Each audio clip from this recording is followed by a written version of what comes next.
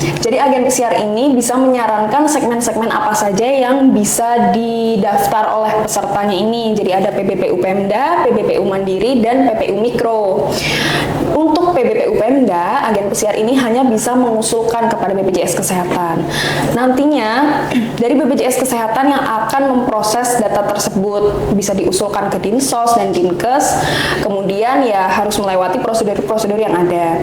Kemudian untuk yang PBPU Mandiri, agen pesiar ini bisa langsung mendaftarkan peserta tersebut melalui aplikasi Edabu Pesiar. Jadi ini nanti agen pesiar itu akan diberikan akses namanya aplikasi Edabu.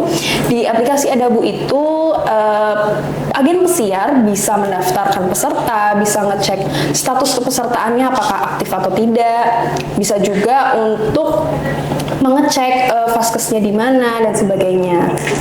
Terus ada juga segmen PPU Mikro. Jadi untuk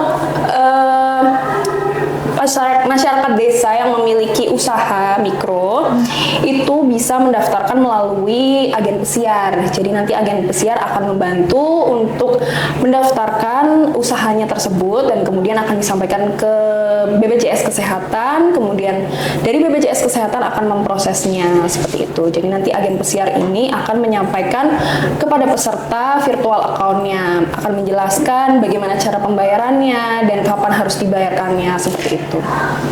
Nah, untuk tahap selanjutnya itu ada registrasi. Dari hasil advokasi tadi, agen pesiar ini akan mendaftarkannya ke BPJS Kesehatan. Itu tadi melalui aplikasi Edabu atau mungkin bisa secara langsung berkomunikasi dengan RO atau Relationship Officer pada kantor cabang Watampone gitu.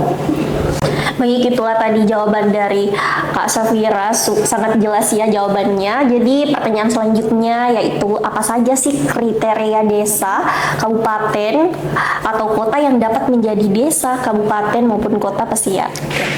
Untuk kriteria desa yang jadi desa pesiar itu adalah desa maju dan desa mandiri.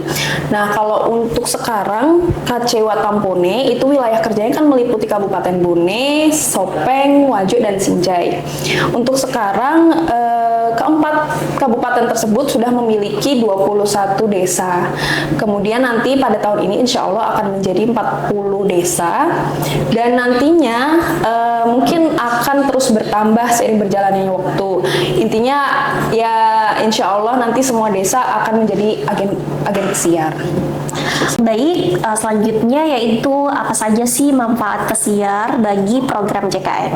Oke, untuk program JKN sendiri tentu saja tadi sesuai dengan pengertiannya yaitu meningkatkan keaktifan peserta, kemudian juga menambah capaian peserta JKN yang aktif. Seperti itu sih kalau manfaatnya untuk BPJS Kesehatan. Oh, selain itu juga pastinya agen pesiar ini, desa pesiar ini akan menjadi perpanjangan tangan dari BPJS Kesehatan dalam menyampaikan informasi terkait JKN kepada masyarakat desa, seperti itu. Baik, untuk pertanyaan apa saja sih tantangan terbesar yang dihadapi dalam pesiar bagi program JKN?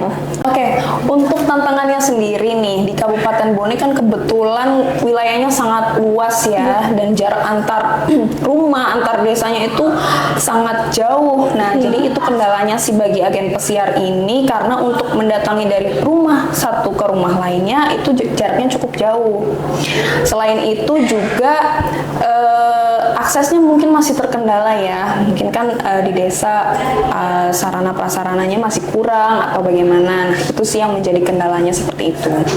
Baik, untuk pertanyaan selanjutnya, apa saja sih keuntungan dari pesiar bagi program JKN?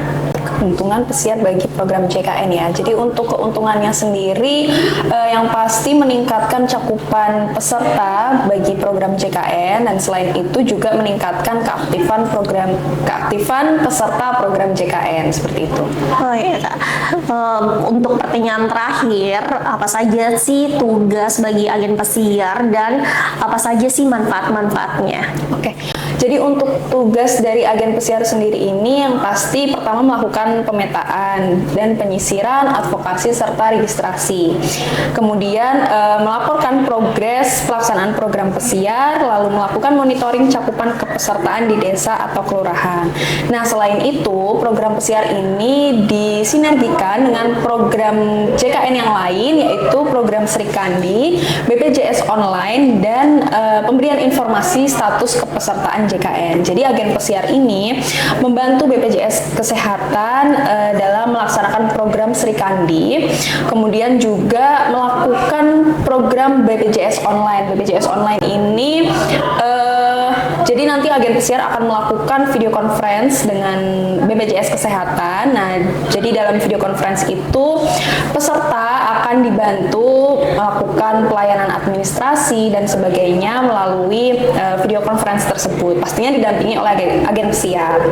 Kemudian juga ada pemberian informasi status kepesertaan JKN. Nah, jadi BPJS Kesehatan ini kan mendistribusikan surat yang memberitahukan kepada peserta bahwa peserta ini aktif atau non-aktif pada BPJS Kesehatan, seperti itu. Jadi nanti agen pesiar ini akan membantu BPJS Kesehatan dalam mendistribusikan surat tersebut.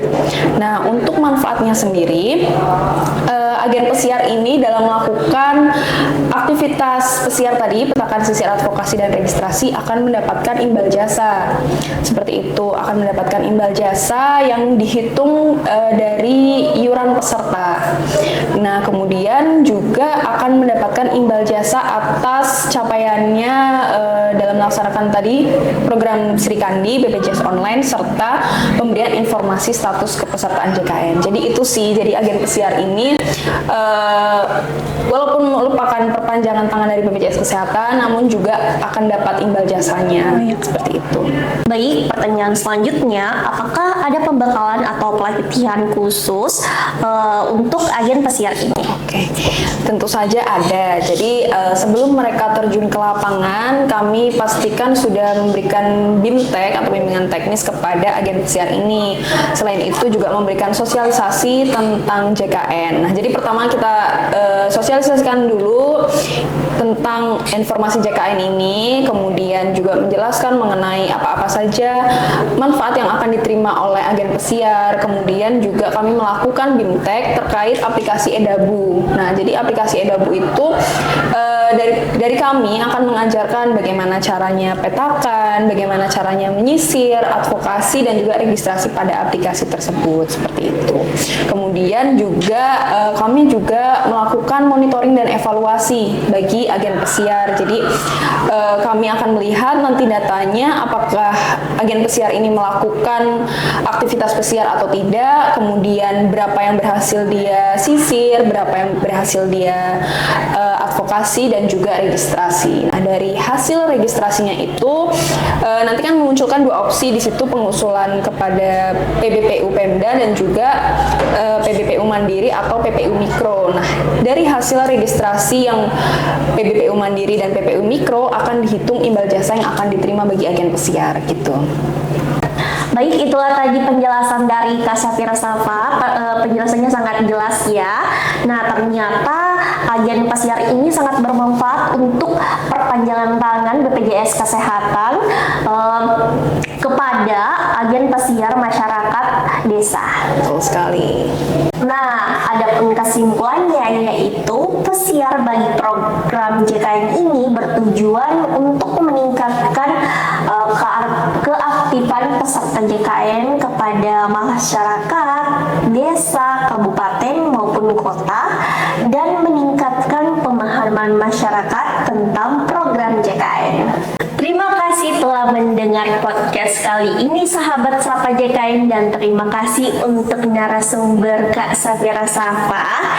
Jangan lupa terus pantengin podcast selanjutnya dari Sapa JKN agar tidak ketinggalan informasi menarik dan manfaat lainnya. Ikuti Instagram kami @watamponya_wonderful. Sampai jumpa di episode berikutnya, sahabat Sapa JKN, dan tetap jaga kesehatan.